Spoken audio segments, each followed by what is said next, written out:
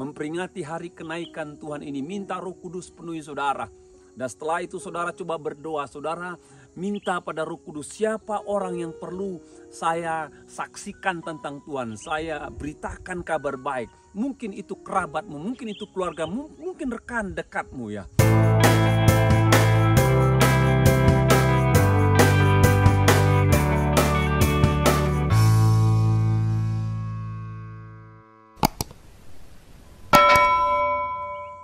Horas dari Desa Tanjung Unta, Kabupaten Simalungun seputar Danau Toba akan menyapa Anda dalam acara Lebih Dari Pemenang.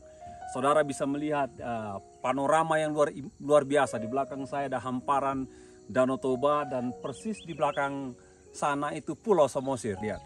Saya baca dari Kisah Rasul 1 ayat 8-10 firman Tuhan katakan demikian, tetapi kamu akan menerima kuasa kalau Roh Kudus turun ke atas kamu, dan kamu akan menjadi saksiku di Yerusalem dan seluruh Yudea dan Samaria sampai ke ujung bumi. Sesudah ia mengatakan demikian, terangkatlah ia disaksikan oleh mereka, dan awan menutupnya dari pandangan mereka. Dan ketika mereka sedang menatap ke langit waktu ia naik itu, tiba-tiba berdirilah 2 orang yang berpakaian putih dekat mereka. Momen-momen kenaikan Tuhan Yesus dirayakan oleh setiap orang percaya dimanapun Bapak Ibu. Dan saya ingin mengajak saudara melihat konteks cerita bagaimana para murid akan berpisah dengan Yesus ketika dia akan naik. Dalam Kisah Rasul pasal 1 ayat 8, saudara bisa baca secara lengkap di situ. Saya akan mengajak saudara memperhatikan beberapa kebenaran dari proses akan naiknya Yesus atau terangkatnya Yesus ke sorga. Yang pertama Bapak Ibu, sebelum Yesus naik ke sorga, dia memberi pesan, dia memberi mandat kepada para murid-murid untuk mereka tetap tinggal di Yerusalem. Dan nanti ketika mereka tetap tinggal di Yerusalem dikatakan, maka Roh Kudus akan turun atas mereka. Roh Kudus akan memenuhi mereka. Roh Kudus akan membaptiskan mereka. Dengan cara Roh Kudus memenuhi para murid atau para rasul dikatakan, maka mereka akan mendapatkan kuasa dan keberanian untuk menjadi saksi Tuhan.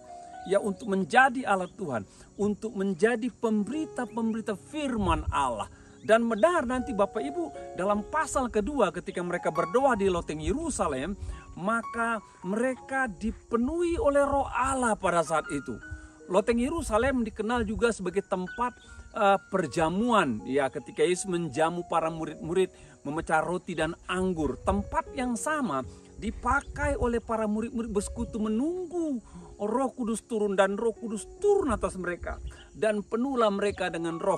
Lalu dikatakan ada nyala seperti nyala api di kepala mereka, lalu ada angin menderu dalam ruangan, lalu mereka berbicara dalam bahasa-bahasa baru. Masih pagi Bapak Ibu, sehingga banyak orang-orang dari seluruh dunia yang datang berkunjung ke Yerusalem, melihat menyaksikan betapa dahsyat karya Allah. Namun ada beberapa juga orang yang pesimis mengatakan bahwa mereka mabuk oleh anggur. Tapi Petrus katakan ini masih pagi. Ini masih pagi. Ini merupakan penggenapan nubuatan Nabi Yoel dikatakan. Dan penuhlah para rasul dan para murid dengan Roh Kudus, dan Roh Kudus menggerakkan mereka menjadi pelayan Tuhan, menjadi pemberita Injil, menjadi saksi Tuhan kemanapun mereka pergi. Dikatakan mulai dari Yerusalem, Yudea dan sampai ke ujung bumi. Menarik Bapak Ibu, dalam Kisah Rasul pasal 2, 3, 4 ya. Nanti di sana akan mulai terjadi penganiayaan oleh orang-orang Yahudi, oleh orang-orang Farisi. Para rasul, para pemimpin ditangkap dan mereka diadili. Namun Petrus tidak merasa gentar ya. Petrus tidak merasa gentar. Petrus katakan, pilih pada hari ini taat kepada Allah atau taat kepada manusia. Tapi kami katanya, kami akan taat kepada Allah, tetap memberitakan Kristus yang telah bangkit. Jadi ketika Roh Kudus memenuhi para rasul Bapak Ibu, mereka diberi keberanian. Meski orang Yahudi tidak senang kepada ajaran mereka, meski para Farisi ya seperti dengki kepada mereka, tapi sedikit pun tidak ada rasa gentar buat para rasul-rasul dan para murid yang percaya pada awalnya. Sekalipun terjadi penganiayaan hebat namun dengan cara penganiayaan mereka tersebar ya. Sampai nanti mereka di Antioquia, bahkan mereka pergi ke Efesus, mereka pergi ke berbagai tempat di Asia Kecil, dan mereka menjadi pemberita firman Allah, sehingga Yesus yang adalah Tuhan bangkit dari kematian itu menjadi saksi, menjadi kesaksian utama mereka, sehingga mereka menjadi pemberita-pemberita sesuai dengan apa yang dipesankan Tuhan. Itu digenapi oleh para murid, para rasul ketika mereka dipenuhi dengan Roh Kudus. Bapak Ibu, panggilan menjadi orang percaya. Ya, panggilan menjadi orang percaya tidak hanya sekedar kita menjadi orang percaya. Tuhan rindu kita dipenuhi oleh Roh Kudus juga. Dan waktu Roh Kudus penuhi saudara dan saya, maka ada satu karakteristik hidup di situ. Kita menjadi orang-orang yang bergerak maju, menjadi saksi Tuhan, membawa orang datang kepada Tuhan, menyaksikan mengenai kebangkitan Tuhan agar mereka terima berita Injil. Saya mendorong saudara memperingati hari kenaikan Tuhan ini, minta Roh Kudus penuhi saudara. Dan setelah itu saudara coba berdoa, saudara minta pada Roh Kudus, siapa orang yang perlu saya saksikan tentang Tuhan, saya beritakan kabar baik. Mungkin itu kerabatmu, mungkin itu keluargamu, mungkin rekan dekatmu ya. Minta Roh Kudus memberikan sebuah beban kepada saudara untuk saudara menjadi saksi Tuhan. Itulah mengapa Tuhan naik ke surga, memberi mandat kepada murid-murid. Dan mandat ini tidak berhenti pada mereka. Dikerjakan bapak-bapak gereja, dikerjakan oleh gereja abad pertengahan, terus abad modern sampai sekarang, sampai saudara dan saya. Dan kita tidak bisa berhenti. Sebagaimana para murid-murid tidak berhenti, kita tidak boleh berhenti. Kita harus memohon dipenuhi oleh Roh Allah, Roh Kudus, dan kita menjadi saksi dimanapun kita berada. Ayat 9 katakan, sudah ia mengatakan demikian, terangkatlah ia disaksikan oleh mereka, dan awan menutupnya dari pandangan mereka. Pemandangan yang menakjubkan Bapak Ibu. Jadi saya sudah katakan beberapa waktu yang lalu, kalau Tuhan Yesus bangkit itu disaksikan puluhan orang. Ya, butuh 3 saksi untuk meyakinkan sebuah berita itu benar. Ya, puluhan orang menyaksikan dia bangkit, dan dia naik itu disaksikan ratusan orang kata Alkitab. Jadi terangkatnya Yesus ke sorga itu disaksikan oleh lebih banyak orang daripada orang yang melihat dia bangkit. Dan peristiwa terangkat ke sorga ini bukan cerita di perjanjian baru. Kalau saudara pelajari kitab perjanjian lama ya Bapak Ibu, ada seorang bernama Henok, hidup dekat dengan Tuhan, bergaul dengan Tuhan. Bahkan 3/4 umurnya dihabiskan untuk bergaul dengan Tuhan. Lalu dikatakan Tuhan mengangkat dia ke surga, dia tidak mengalami kematian. Jadi momen mengenai orang percaya terangkat ke surga sudah ada pondasinya di perjanjian lama. Dan ketika Yesus naik ke surga, terangkat ke surga, ini bukan cerita kosong karena telah dimulai dengan perjanjian lama, lalu perjanjian baru Yesus terangkat ke surga.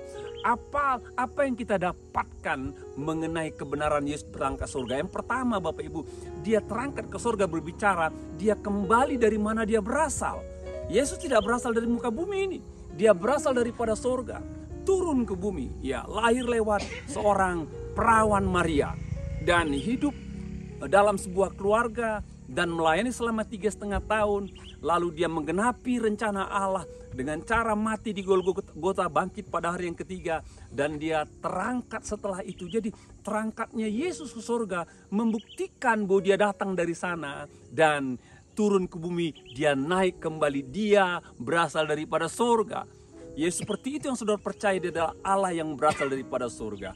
Yang kedua yang saya dapatkan mengenai terangkat Yesus ke surga itu membuktikan bahwa dia Tuhan atas alam Bapak Ibu. Saudara tahu segala sesuatu yang dilemparkan ke atas langit pasti turun kembali karena gaya gravitasi bumi yang menariknya. Tapi ketika Yesus terangkat ke surga, gravitasi bumi yang kuat tidak bisa menahan dia. Itu menunjukkan Bapak Ibu, dia Tuhan atas alam yang dia ciptakan sendiri. Dia terangkat ke surga. Yang ketiga yang saya dapatkan dari kebenaran ini dalam kitab Ibrani katakan ketika dia terangkat ke surga, dia duduk di sebelah kanan Allah Bapa. Ya, menjadi pendoa syafaat buat saudara dan saya. Jadi ketika Tuhan terangkat ke surga, Alkitab katakan dia berdoa syafaat buat saudara di muka bumi untuk saudara bisa menjalani kehidupan sesuai dengan kehendak Allah. Ketika saudara punya masalah, beban, saudara punya pergumulan, ingat engkau tidak sendiri. Ada Sang Juru Syafaat Agung berdoa buat saudara agar saudara menjadi pribadi yang kuat. Jadi terangkatnya Yesus ke sorga membuktikan dia datang dari sana dan kembali ke sana. Dia terangkat ke sorga Bapak Ibu menunjukkan bahwa dia adalah Tuhan atas alam. Dia terangkat ke sorga memberi pesan kepada kita Bapak Ibu bahwa dia berdoa buat saudara dan saya. Yang terakhir ketika mereka sedang menatap ke langit waktu ia naik, tiba-tiba berdiri dua orang yang berpakaian putih dekat mereka. Ya, dekat mereka dan berkata kepada mereka, "Hai orang Galilea, mengapakah kamu berdiri melihat ke langit? Yesus ini yang terangkat ke surga meninggalkan kamu akan datang kembali dengan cara yang sama seperti kamu melihat dia naik ke surga." Bapak Ibu, yang terakhir Yesus terangkat ke surga. Perhatikanlah, dia tidak tinggal di sana selama-lamanya, tapi Alkitab katakan satu kali kata dua malaikat tadi dia akan turun dari sana menjemput saudara dan saya di dalam kemuliaannya. Jadi percayalah Bapak Ibu, kalau dia terangkat ke surga, dia pasti kembali lagi yang kedua kali untuk saudara dan saya. Dan saya percaya di situ kita menikmati sukacita yang luar biasa. Karena kita berkumpul dengan Yesus yang kita percaya sebagai Tuhan dan Juru Selamat. Yang memberikan kita keselamatan, yang memberikan kita kehidupan, yang memberikan kita sukacita bertemu dengan dia di dalam kerajaan sorga. Kiranya Tuhan berkati kita lewat ibadah kenaikan ini. Tuhan berkati.